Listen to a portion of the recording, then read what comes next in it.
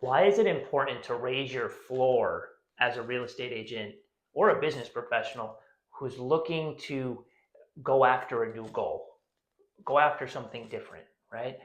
I really love the work of Benjamin Hardy um, on this. He talks about this a lot, raising your floor in terms of going after big, crazy goals. And as real estate agents, this really applies. I think this day and age more than ever, where there is not a shortage of information, there is an abundance of information, almost too much, where we can find ourselves taking action all day long and just kind of spinning our wheels and then not making any progress. The whole point of raising your floor helps you eliminate the actions that aren't getting you to that next level, aren't getting you to where you want to go, so that you can put all your energy and focus onto the correct actions.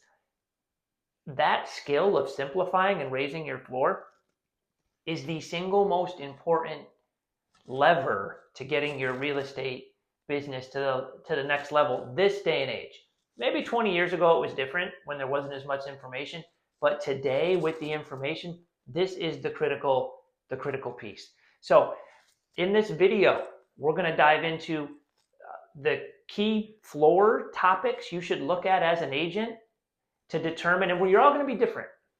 Everyone is at a different place in their business, but I'm going to go over some topics that you should evaluate to see if you need to change depending on where you want to go.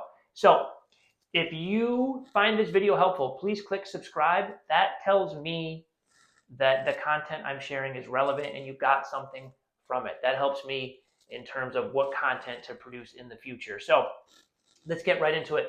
The first thing and one of the most important things is your schedule. How you schedule your time, or even if we're being fair, if you even have a schedule. There's a lot of agents just wake up in the morning, they check their messages and their emails, and they just start running. Is there a method? Is there a system to what you're doing, right? So the first thing is, do you have a schedule? The second thing is, if you have a schedule, what pieces are working and what pieces are not? What type parts of the schedule are getting you to your goal, whatever it is that you're working on. Okay? So that's the first thing, your schedule. From there is your prospecting time. Is it too much or too little? There are agents with too much prospecting time in their schedule this day and age, guaranteed. And there's definitely agents with not enough prospecting time in the schedule. So, and I dive into that in different videos, so I'm not going to talk about the time here, but what I want you to do,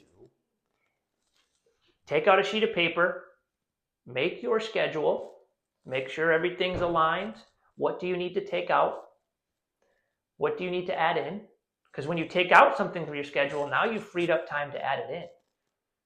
And you can add in something that's going to be in line and get you to that next goal. Don't just dance and do different things each day.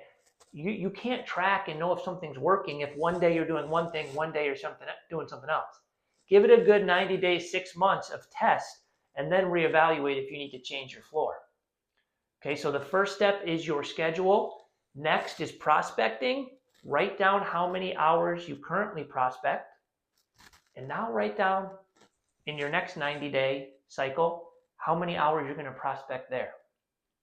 Really break this down. Third item, who are you calling when you prospect?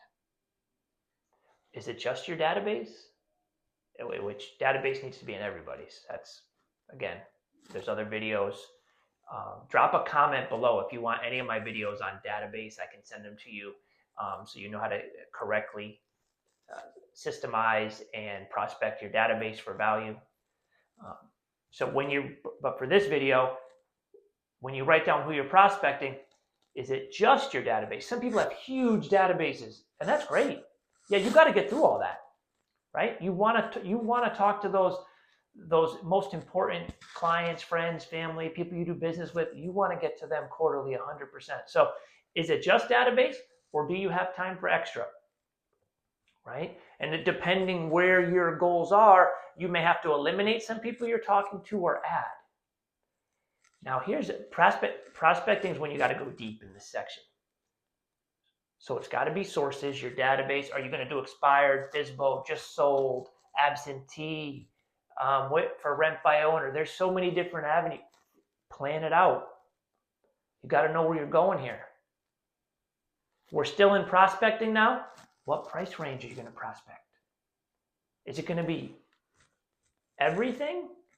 As long as the listing, $20,000 land deals to $1 million, whatever. What price range are you going to go for?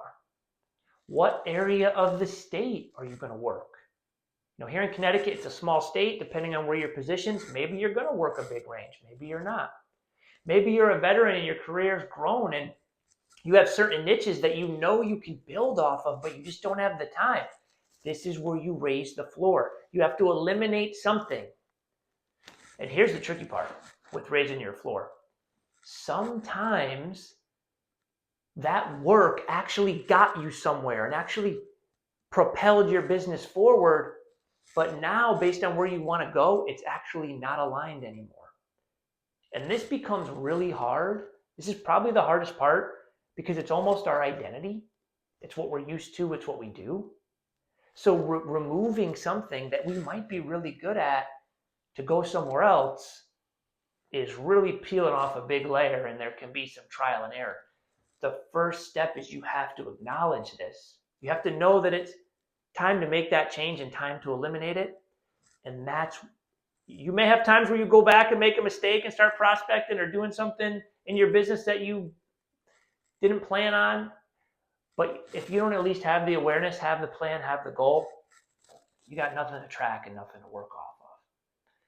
So determine your price range, right? Be very specific. What parts of the state, what price range, right?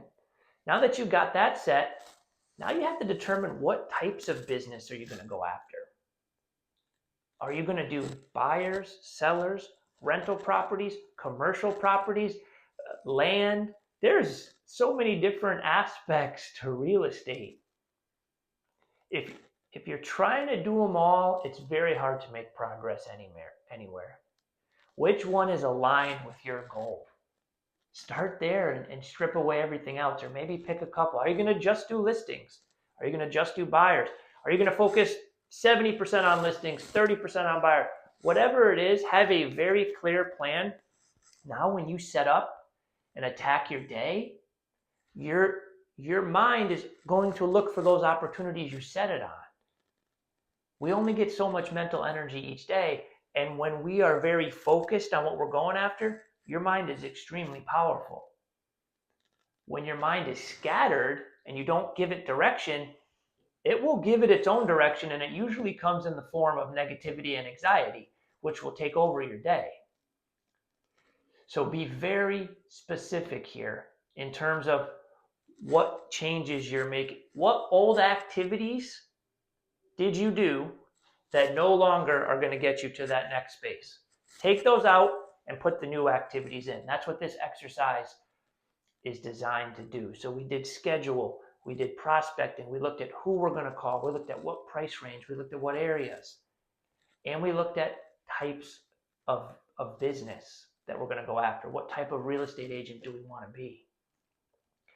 The final thing that we have to evaluate, and again, this exercise, you should do this every 90 days to 60 days, depending on how long you're going to track something. And depending on what your goals are, okay? The last one we need to look at is what activities are we currently doing that someone else could help us with or might even be better equipped to help us with. As real estate agents, we have a bad tendency to try to do everything ourselves because we think we're the best at it and no one else could do it as good as us. The reality is there are a lot of great people in this business with great skill sets that can complement yours and in many times even do it better than you. So what do you need to take off your plate and allow someone else to help with? There's a lot of great brokerages and teams out there with staff that can help if you allow them and that want to help, by the way. And there's also great people out there looking for work if that's the route you want to go. But either way, there's also people in the industry who are looking to just help in different ways. Either way, what can you systemize? Who can you bring in your circle to help? So you have a new floor in terms of how you're going to manage your day-to-day showings, transactions, addendums, contracts, etc. Taking a big look there and writing down how you want to handle that is important too. Now, if you don't make any changes during this exercise, you're going to get the same result. Here's the reality. You're probably going to start trickling down because the world is always changing. So if we're not evaluating this stuff, we're going to be right where we are now or slowly trickle down. But if we're constantly raising our floor and adapting, we're going to grow with the changes of the world, and our business is going to grow with it. So again, in today's day and age, with the information and technology and choices coming at us and grabbing our attention, if you don't take the time to do this every now and then, it's easy to just kind of get lost out there in the ocean and just float around wherever the waves may take you. If you have any questions on any of this, I'm always happy to talk, do a little mini session to talk about your goals, what's working, what's not, and see if we can get you aligned. I get calls, texts, and emails all the time from people watching these videos. I hope this helps.